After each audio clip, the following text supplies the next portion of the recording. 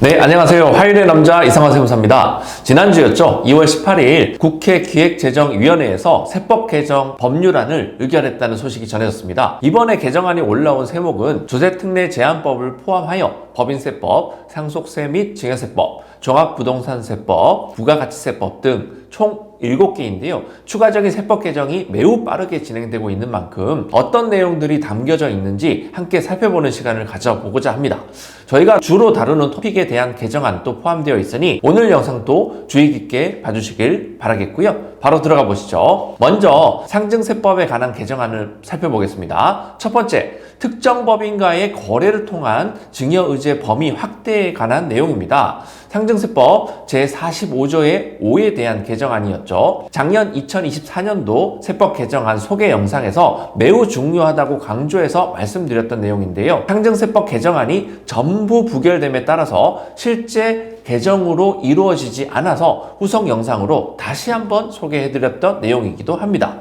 그 세법 개정안이 이번 기재위 의결에서 다시 등장한 것입니다. 생각보다 빠르게 등장한 것은 눈여겨볼 포인트가 되겠습니다. 개정안 내용을 살펴보시죠. 상증세법 제45조의 5는 특정 법인, 즉 가족법인이 지배주주의 수관계인과의 거래를 통해서 이익을 얻은 경우 그 주주들에게 증여세를 과세한다라는 내용인데, 그 과세 대상 거래에 자본 거래를 통한 이익 분역을 포함한다는 것이 주요 골자에 해당합니다. 올해 1월에 특정 법인을 통한 자본 거래 영상을 추가로 찍으면서 올해 중에 다시 국회 의결을 통해 개정이 될 수 있음을 시사해 드렸는데요. 그것이 현실로 다가온 것입니다. 이렇게 빠르게 재의결을 진행할지 몰랐는데 기존 상증세법 개정안 중에 딱 이 내용이 이번 기재위 의결에 포함이 되었습니다. 다만 아직 세법 개정이 완료된 것은 아니고요. 기재위 의결까지는 진행되었기 때문에 이제 국회 법제사법위원회와 본회의 의결 절차를 앞두고 있는 상황입니다. 아마도 이번 기재위를 통과한 세법 개정안은 그대로 국회 본회의를 거쳐서 개정이 될 가능성이 상당히 높다라고 할 수 있겠습니다.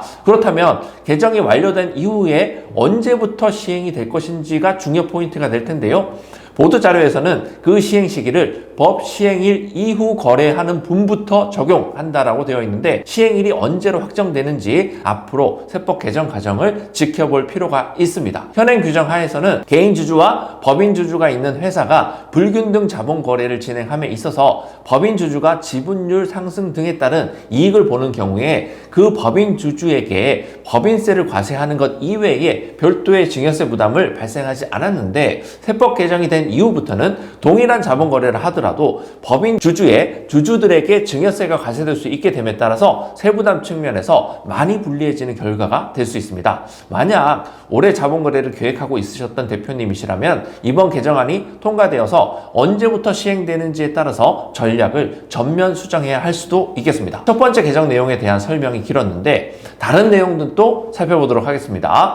이번 기재위를 통과한 두 번째 상증세법 개정 내용은 증여재산 공제가 적용되는 친족 범위가 합리화된다는 내용입니다. 현행 상증세법 규정에서는 배우자, 직계존비속을 제외하고 1천만 원의 증여재산 공제를 받을 수 있는 기타 친족의 범위를 6촌 이내의 혈족과 4촌 이내의 인척으로 정하고 있었는데, 이 범위를 4촌 이내의 혈족하고 3촌 이내의 인척으로 축소한다라고 합니다. 한편 이번 기재위를 통과한 상증세법 개정안에는 상속세 개편에 대한 내용은 포함되지 않았는데요. 아마도 여야가 그 세부적인 내용에 대한 합의에 도달하지 못했기 때문이다라고 해석이 되고요. 다만 상속세 개편에 대한 필요성이 계속적으로 대두되고 있는 상황이기 때문에 올해 안에는 뭔가 가닥이 잡힐 것으로 예상하고 있습니다. 상속세 개편과 관련한 주요 내용으로는 현행 상속세 일괄공제 5억 원하고 배우자 공제, 채소 공제 5억 원을 각각 8억 원하고 10억 원으로 증액하자라는 안이 논의 중인 것으로 확인이 되고 있고, 상속세 최고세율 인하와 상속세 인적공제를 자녀 1인당 5천만 원에서 5억 원으로 상향하는 기존 정부안에 대해서도 협상의 여지가 남아있는 것으로 보입니다. 상속세 개편의 방향과 개정 가능성에 대해서는 앞으로 국회 논의 과정을 지켜보면서 좀 더 구체적인 내용이 나오면 바로 영상으로 소개해드릴 수 있도록 하겠습니다. 이번 기재위를 통과한 세법 개정 법률안에는 조세특례 제한법에 관한 내용이 많이 포함되어 있는데요. 주요 내용에 대해서도 한번 살펴보시도록 하시죠. 첫 번째는 국가 전략 기술의 범위에 미래형 운송 및 이동수단, 인공지능을 포함한다는 내용입니다. 기존 국가전략기술 분야에는 반도체, 2차전지, 백신, 디스플레이, 수소, 바이오의약품, 미래형 이동수단 등이 열거되고 있었는데 그 범위가 좀 더 확대된 것이라고 이해하시면 되겠습니다. 그리고 두 번째로는 국가전략기술 등 R&D 세액공제 및 통합투자세액공제가 적용 기한을 연장한다는 내용이고요. 현행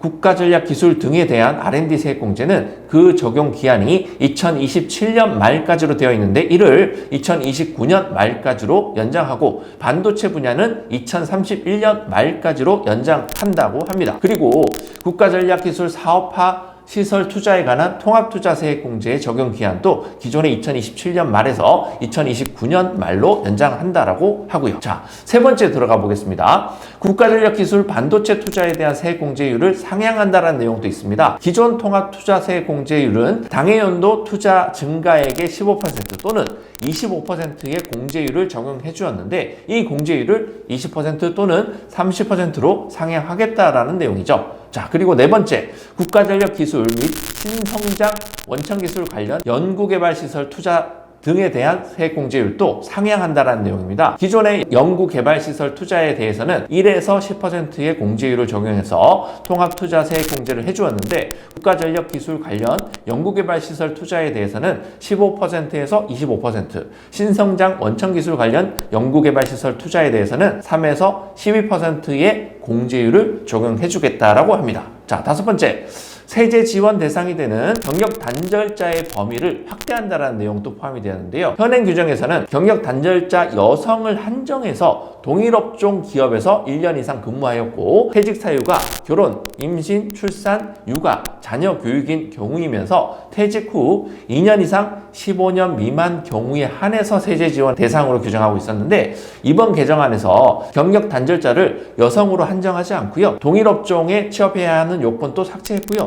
퇴직 사유에 가족 돌봄도 포함을 하였습니다. 남편분들의 육아 참여, 독려 및 저출산 문제 해결책으로 이 개정안을 들고 나온 듯 합니다. 여섯 번째, 노란우산 공제 세제 지원을 강화하겠다는 내용도 있습니다. 현행 규정에서 노란우산 공제 불이백에 대해서 근로소득 또는 사업소득 금액 4천만 원 이하는 연 600만 원, 4천에서 1억까지는 400만 원, 1억 원 초과인 경우에는 200만 원까지 소득공제 한도를 적용하고 있었는데 구간을 하나 더 추가해서 소득금액 4천만 원에서 6천만 원인 경우에는 연간 500만 원까지 소득공제 한도를 적용해 주겠다는 내용이 포함이 되었습니다. 자, 종합부동산세 개정안으로서는 종부세 납부유예 적용 대상자를 추가하겠다는 내용이 포함되었고요.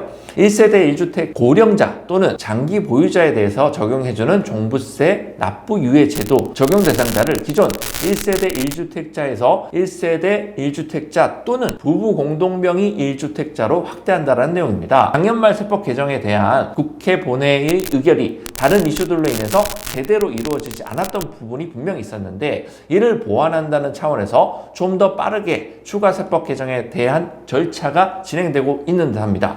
그 과정에서 법인 대표님과 주주에게 중요한 이슈가 되는 상증세법 개정안도 포함이 되었다는 소식을 전해드리게 되었고요. 가업 승계와 다음 세대로의 재산 이전이라는 중요한 화두에 있어서 절세를 위한 플랜들이 다양해지고 있는 만큼 정부와 국세청의 움직임도 더욱 빨라지고 있음을 느낄 수 있고요. 템포가 빨라지고 있다는 걸 현장에서 즉시 느끼고 있는 부분입니다. 그만큼 플랜 설계를 시작할 때부터 관련 세법과 사례를 충분히 검토해보고 그에 따른 절세 효과와 세무 리스크를 사전에 체크해서 가장 적합한 플랜을 찾아내는 작업이 더욱 중요해지고 있다라고 말씀드리고요. 신중하면서도 빠르게 의사결정을 하는 것이 앞으로 절세를 위한 방향성으로도 추가하셔도 좋다라는 부분도 덧붙이겠습니다. 앞으로 세법 개정에 관한 진행 상황을 모니터링하면서 저희 영상을 시청하시는 대표님께 중요하다고 판단되는 내용이 나오면 즉시 영상을 소개해드려서 여러분들의 판단을 조금 더 견고하게 해드릴 수 있도록 하겠습니다. 오늘 준비한 영상은 여기까지고요. 구독과 좋아요는 영상 제작에 큰 힘이 됩니다. 이상화 세무사였습니다.